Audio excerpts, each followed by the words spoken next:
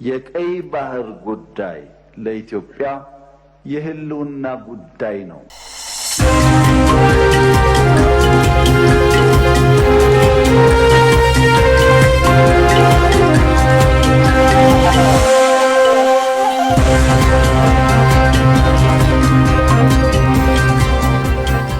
ሁሉም ዜጋ የኢትዮጵያን የባህር በር ጉዳይ የጋራ አጀንዳ ሊያደርግ ይገባል ተብሏል።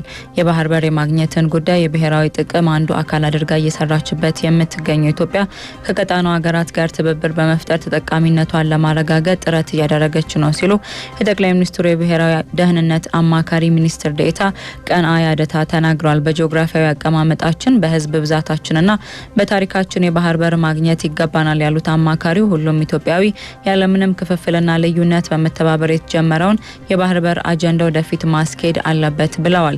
በሰላማዊ መንገድ ምላሽ እንዲያገኝ ኢትዮጵያ እየሰራችበት የሚገኘው የባህር በር ጥያቄው ቅቡልነት ያለው መሆኑንም አጽንኦት ሰጥተዋል። ኢትዮጵያ በቀይ ባህር ቀጣና ከሚገኙ ሀገራት ጋር ረጅም ዘመን ያስቆጠረ የታሪክ፣ የባህል፣ የእምነትና የቋንቋ ግንኙነት እንዳላት የተናገሩት ደግሞ በህዝብ ተወካዮች ምክር ቤት የውጭ ጉዳይ ቋሚ ኮሚቴ አባል አምባሳደር ዲና ሙፍቲ ናቸው። ዲና ሙፍቲ አክለውም ኢትዮጵያ በቀጣናው የሚከሰቱ የጸጥታና የደህንነት ችግሮችን ለመፍታት የጎላ ሚና እንዳላት ገልጸዋል። ቦይንግ ከኢትዮጵያና ከኢንዶኔዥያ አውሮፕላን አደጋዎች ጋር በተያያዘ ከአሜሪካ ፍትህ ቢሮ ጋር ያለመከሰስ ስምምነት ላይ ደርሷል። ቦይንግ የኢትዮጵያና የኢንዶኔዥያ አየር መንገዶች ላይ ከደረሱት 737 ማክስ 8 የመከስከስ አደጋዎች ጋር በተያያዘ የአሜሪካ መንግስት ጋር ያለመከሰስ ስምምነት ሊያደርግ መሆኑን የአሜሪካ የፍትህ መስሪያ ቤት አስታውቋል። በስምምነቱ መሰረት አውሮፕላን አምራቹ ቦይንግ የሚቀርብበትን የማጭበርበር ወንጀል ክስ የሚነሳለት ይሆናል። ቦይንግ የፌዴራል አቪዬሽን ባለስልጣናት የሚያካሂዱትን ምርመራ ማደናቀፉን አምኖ ለጥፋቱ 1.1 ቢሊዮን ዶላር ቅጣት ለመክፈል ተስማምቷል። እንደ አውሮፓውያን አቆጣጠር በ2018 እና 2019 የደረሱት ሁለቱ የአውሮፕላን መከስከሶች የ346 ሰዎች ህይወትን ቀጥፈዋል። መንግስት የሟቾቹን ቤተሰቦች ማነጋገሩን ገልጾ በርካቶች ድጋፋቸውን ሰጥተውኛል አሊያም በስምምነቱ ላይ ያላቸውን ተቃውሞ አላሰሙም ብሏል። አሁን ደግሞ ከውጭ ምንጮች ወዳገኘናቸው ዜናዎች እናልፋለን። ቀይ መስቀል በደቡባዊ ጋዛ እስራኤል ባደረሰችው ጥቃት 2 ሰራተኞቹ መገደላቸውን አስታውቋል። ዓለም አቀፉ የቀይ መስቀል ኮሚቴ በደቡባዊ ጋዛ ካን ዩኒስ በሚገኝ መኖሪያ ቤታቸው ላይ በተፈጸመ የአየር ጥቃት 2 ሰራተኞቹ መገደላቸውን አስታውቋል። በኤክስ ገጹ ላይ ባወጣው መግለጫ ሁለቱም ሰዎች የተገደሉት በቤታቸው ላይ ባነጣጠረ የአየር ጥቃት ነው ብሏል። በሁለቱ ውድ ባልደረቦቻችን ሞት ልባችን ተሰብሯል ሲልም ገልጿል። ቀይ መስቀል በጋዛ ከፍተኛ የንጹሃን ዜጎች ሞት እንዳለ በመጥቀስ የደረሰውን ጥቃት አውግዞ አፋጣኝ የተኩስ አቁም እንዲደረግም ጥሪውን አቅርቧል። የእነሱ ግድያ በጋዛ ውስጥ ከፍተኛ የሆነ የሲቪል ሰዎች ሞት እንዳለ ይጠቁማል ያለው ድርጅቱ አስቸኳይ ተኩስ አቁም እንዲደረግ ጥሪያችንን በድጋሚ እናቀርባለን ብሏል። የተኩስ ማቆም እንዲደረግ የሕክምና የሰብአዊ እርዳታና የሲቪል መከላከያ ሰራተኞችን ጨምሮ ለሲቪሎች ክብርና ጥበቃ ሊደረግ ይገባል ሲልም አሳስቧል። የተባበሩት መንግስታት የፍልስጤም ስደተኞች ኤጀንሲ ከዚህ በፊት እንደገለጸው ከጥቅምት 7 2023 ጀምሮ በጋዛ ከ280 በላይ የራሱን ሰራተኞች ጨምሮ ማለት ነው ቢያንስ 408 የሰብአዊነት ሰራተኞች ስለመገደላቸው አስታውቋል። ሰሜን ኮሪያ የገነባቸው የጦር መርከብ በመክሸፉ ከፍተኛ ባለስልጣኗን አስራለች። ሰሜን ኮሪያ የሀገሪቱን መሪ ኪም ጆንግ ኡንን ባስቆጣው የአዲስ የጦር መርከብ ክሽፈት ምክንያት 4 ባለስልጣናትን አስራለች።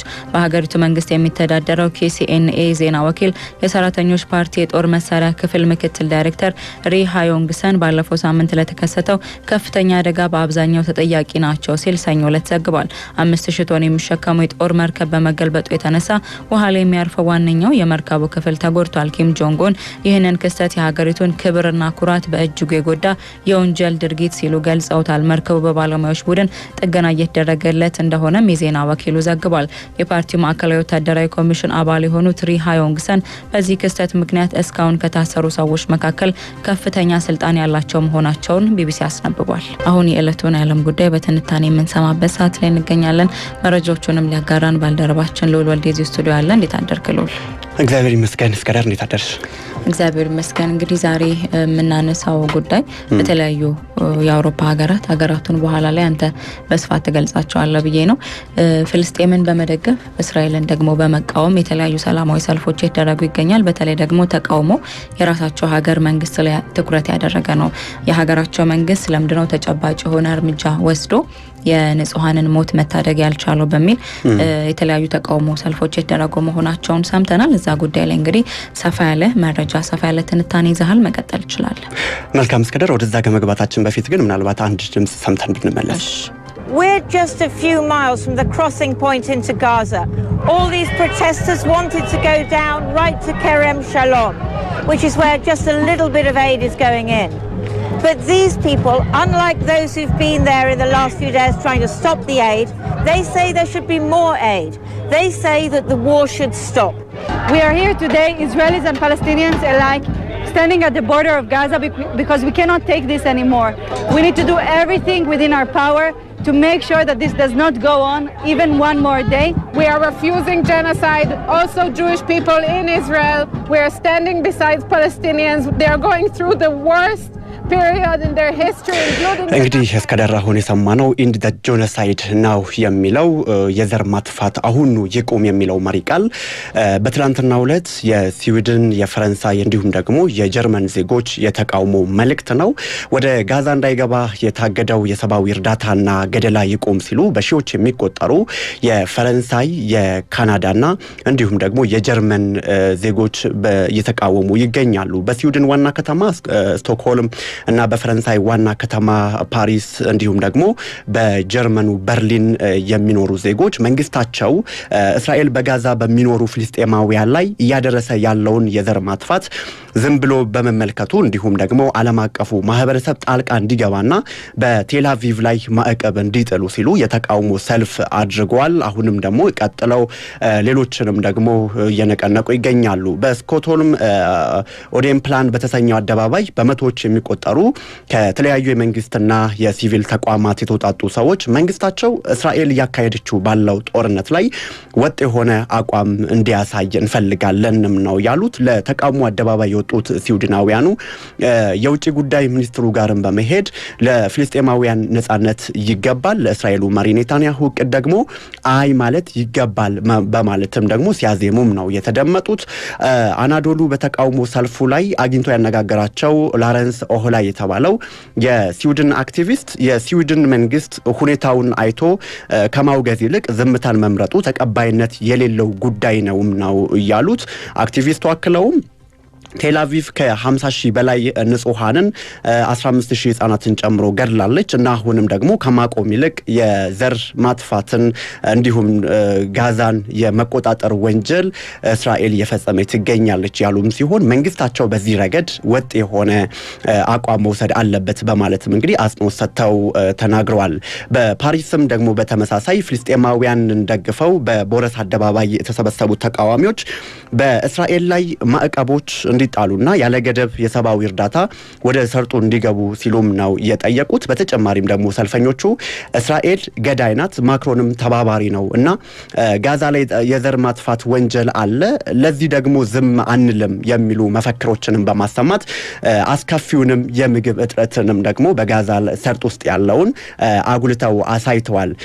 ማይሪም የተባለች የ44 ዓመቷ ተቃዋሚ ለአናዶሉም እንደተናገሩትም እኔ ወደ ሰላማዊ ሰልፉ የመጣሁት የፈረንሳይ መንግስት እስራኤል በጋዛ ላይ እያደረሰችው ላለው ጥቃት አንዳች እርምጃ ባለመውሰዱ በመቃወምና በመከራ ላይ ላለው የፍልስጤም ህዝብ አጋርነቴን ለማሳየት ነው ብላለች። በጋዛ ላይ የተጣለውን የሰብአዊ እርዳታ ገደብ ኢሰብአዊና ወንጀል ነው በማለት የገለጹም ሲሆን ዓለም አቀፉ ማህበረሰብ አፋጣኝ ህዝባዊ የተቃውሞ ንቅናቄም እንዲያደርግ ስትል ጠይቃለች ማለት ነው። ሌላኛው በጀርመን ነው። በርሊን ላይ ዋና ከተማ በሆነችው በርሊን በተመሳሳይም ደግሞ ይህ ተቃውሞ ተካሂዷል። እስራኤል በጋዛ ላይ የምታደርሰው ጥቃት ለመቃወምና ፍልስጤማውያን ከጎናችሁ ነን በማለት ወደ 1000 የሚጠጉ ሰዎች በኦራን ፕላዛ አደባባይም ተሰብስቧል። በሰላማዊ ሰልፉ ላይም ሰልፈኞቹ ማንም ሰው ወይንም መንግስት የዜጎችን መብት የመጣስ ምግብ እንዳይገባ የማገድ የማፈናቀልና የመግደል ስልጣን እንደሌለው አሳስበዋል። አንዳንድ የአይሁድ ዝርያ ያላቸው ጀርመኖችም ደግሞ የተቃውሞ ሰልፉንም ደግሞ ደግፈዋል ማለት ነው። የእስራኤል ጠቅላይ ሚኒስትር ቤንያሚን ኔታንያሁ የፈረንሳይ የእንግሊዝና የካናዳ መሪዎች በቪዲዮ መግለጫም ጠርተው ሐማስ ለዘላለም ትግሉን እንዲቀጥል ያበረታቱ ነው ሲሉም ደግሞ መክሰሳቸውም ደግሞ ተናግረዋል። ምናልባት አንድ ደግሞ ድምጽ ሰምተን ስንመለስ ደግሞ ተጨማሪ የምንለው ነገር አለ። I could never understand how this simple truth evades the leaders of France, Britain, Canada and others. They're now proposing to establish a Palestinian state and reward these murders with the ultimate prize. Well, for 18 years, we had a de facto Palestinian state. It's called Gaza. And what did we get? Peace? No. We got the most savage slaughter of Jews since the Holocaust. You won't be surprised to learn that Hamas thanked President Macron and Prime Ministers Starmer and Carney for demanding that Israel end its war in Gaza immediately. እስከዳር ይሄ ንግግር የፈረንሳይ የካናዳና የእንግሊዝ መንግስታት ሰኞ ግንቦት 19 የጋራ መግለጫ በጋዛ ውስጥ ያለውን የሰው ልጅ ስቃይ ደረጃ ሊታገስ የማይቻል ነው እስራኤል መሰረታዊ የምግብ መጠንን ወደ ጋዛ እንዲገቡ የፈቀደችና እየገባ ያለው በቂ አይደለም በመሆኑ የእስራኤል መንግስት በጋዛ ውስጥ የሚደረገው ወታደራዊ እንቅስቃሴ እንዲያቆምና የሰብአዊ እርዳታ በአስቸኳይ ወደ ጋዛ እንዲገባ እንጠይቃለን ይህ ከሰብአዊ መርሆች ጋር በተጣጣመ መልኩ የእርዳታ አቅርቦትን ለመመለስ ከተባበሩት መንግስታት ድርጅት ጋር መስራት አለበት ማለታቸውን ተከትሎ ኔታንያሁ ሐሙስ አመሻሽ ላይ ባደረጉት ንግግር እነዚህን ሶስት መሪዎች ሐማስ በስልጣን ላይ እንዲቆይ እንደሚፈልጉ በትክክል ተናግረዋል ሲሉ መክሰሳቸውን ታይምም ይዞት የወጣው ዘገባ ያስረዳል ይህንን ተያይዞ እንግዲህ የተናገሩት የሰጡት ንግግር ነው ሐማስ የአይሁድን መንግስትና የአይሁድን ህዝብ ለማጥፋት እንደሚፈልግ ተናግሯል ይህም ቀላል እውነታ እንዴት እንደሚያመልጥ የፈረንሳዩ ፕሬዝዳንት ኢማኑኤል ማክሮን የእንግሊዙ ጠቅላይ ሚኒስትር ሰር ኬር ስታርመር እና የካናዳው ጠቅላይ ሚኒስትር ማርክ ካርኒ እንዴት መረዳት ይህን ያህል ያቅታቸዋል ሲሉ እንግዲህ ኔታንያሁ ተናግሯል አክለውም በእስራኤል ላይ የምታደርጉትን ቅስቀሳ አቁሙ የሐሰት ወንጀላችሁንም አቁሙ ሲሉ ለማክሮን ስታርመር እና ካርኒ መልእክታቸውንም ልከዋል ኔታንያሁ በማክሮን ስታርመር እና ካርኒ ላይ የሰነዘሩት ትችት በተመለከተ ምላሽ የሰጡት የእስራኤል የውጭ ጉዳይ ሚኒስትር ጌዲዮን ሳር በበኩላቸው ጸረ ሴማዊና ጸረ እስራኤላዊ ቅስቀሳዎችን ከዚህ ግድያ ጋር የሚያገናኝ ቀጥተኛ መስመር አለ ይህም ቅስቀሳ በብዙ ሀገራት መሪዎችና ባለስልጣናት እንዲሁም ደግሞ ህዝቦች በተለይም ከአውሮፓ ተነስተውብናል ነው ያሉት ለዚህም መሪዎችና ባለስልጣናት ላለው እነዚህ ፍጹም አጸያፊና ፍጹም ፍትሃዊ ያልሆኑ አስተያየቶች ናቸው ፈረንሳይ አውግዛለች እናም ፈረንሳይ ማንኛውንም ጸረ ሴማዊነት ድርጊት ሁሌምና በማይሻማ መልኩ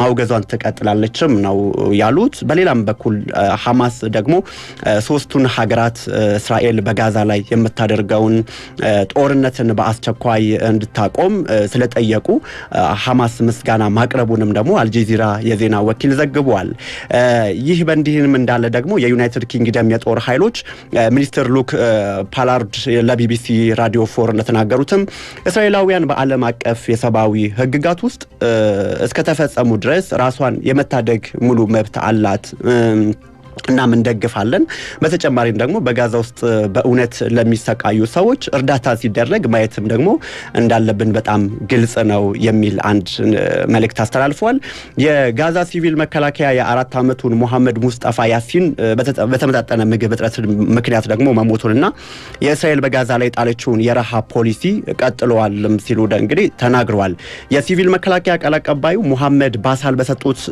የቪዲዮ መግለጫ ላይ መሐመድ ያሲን በረሃብ ህይወቱ አልፏል ይህም የሆነው የህክምና ሰራተኞች የምግብና የህክምና እርዳታ ቁሳቁሶች ወደ ጋዛ እንዳይገቡ በመከልከላቸው ምክንያት የመጣ ቀጥተኛ ውጤት ነው ሲሉ አብራርተዋል ህፃን መሐመድ በምግብ እጥረት ህይወቱ ሲያልፍ የመጀመሪያ ባይሆንም ይህ የጽዮናውያን የረሃብ ፖሊሲ እስከቀጠለ ድረስ የመጨረሻ በምግብ እጥረት የተነጠቀ ህፃን አይሆንም ሲሉ እንግዲህ ተናግረዋል ቅዳሜ ዕለት በጋዛ ውስጥ ያለ አንድ መንግስታዊ ሚዲያም እንደዘገበው እስራኤል የሰብአዊ እርዳታ እንደ ምግብ መድኃኒትና ሰራተኞች እንዳይገቡ ለ80 ቀናት በማገዷ ብቻ ወደ 58 ሰዎች በምግብ እጥረት ሲሞቱ በምግብና በመድኃኒት እጦት ደግሞ 242 አቅመ ደካማ አዛውንቶች ሞተዋል የሚል ዘገባ ዘግቧል በ81ኛ ቀን ሮብ ዕለት ያለፈው ሳምንት ማለት ነው እስራኤል 87 የእርዳታ መኪኖች ለተለያዩ ዓለም አቀፍና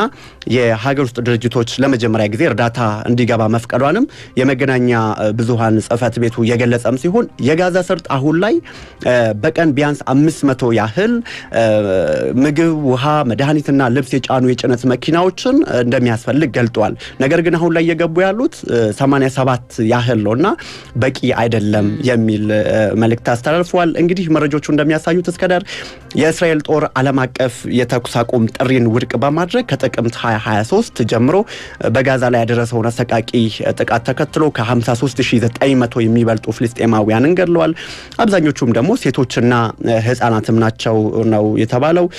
ባለፈውም ህዳር የዓለም አቀፉ የወንጀለኞች ፍርድ ቤት የእስራኤል ጠቅላይ ሚኒስትር ቤንያሚን ኔታንያሁና የቀድሞ የመከላከያ ሚኒስትራቸው ዩአቭ ጋላንት በጋዛ በፈጸሙት የጦር ወንጀልና በሰብአዊነት ላይ በፈጸሙት ወንጀል ላይ የእስር ማዘዣም አውጥቶባቸዋል። እስራኤል በግዛቱ ውስጥ መከላከያ በሌላቸው ሲቪሎች ላይ ወይንም ደግሞ ንጹሃን ላይ በፈጸመችው የጦር ወንጀል በዓለም አቀፍ ፍርድ ቤት የዘር ማጥፋት ወንጀል ክስ እንደቀረበባት እንግዲህ እኛም በተደጋጋሚ መረጃዎቹም እየጠቀስን ስንዘግብ ነበርና አሁን ላይ እንግዲህ ይህንም ተከትሎ እንዲሁም ደግሞ እስራኤል አሁን ላይ ያደረሰችው ለው በጋዛ ሰርጥ ላይ ምግብ፣ መድኃኒቶች፣ የተለያዩ ቁሳቁሶች፣ የሰብአዊ እርዳታዎች እንዳይገቡ አግዳለች። በዚህ ምክንያት ነው እንግዲህ ዓለም አቀፉ ማህበረሰብ በተለይ ከአውሮፓው በኩል በስፋት ወደ አደባባዮች ወጥተው ይህንን አካሄድ እየተቃወሙ የሚገኙት። ምናልባት ተቃውሟቸው የትኞቹን ውጤቶች ያመጣ ይሆን የሚለውን ደግሞ እንደዚሁ እየተከታተልን ወደ አድማጮቻችን የምናደርስ ይመስላል። ለዛሬ ግን ያስኩት መረጃ ይሄን ይመስላል።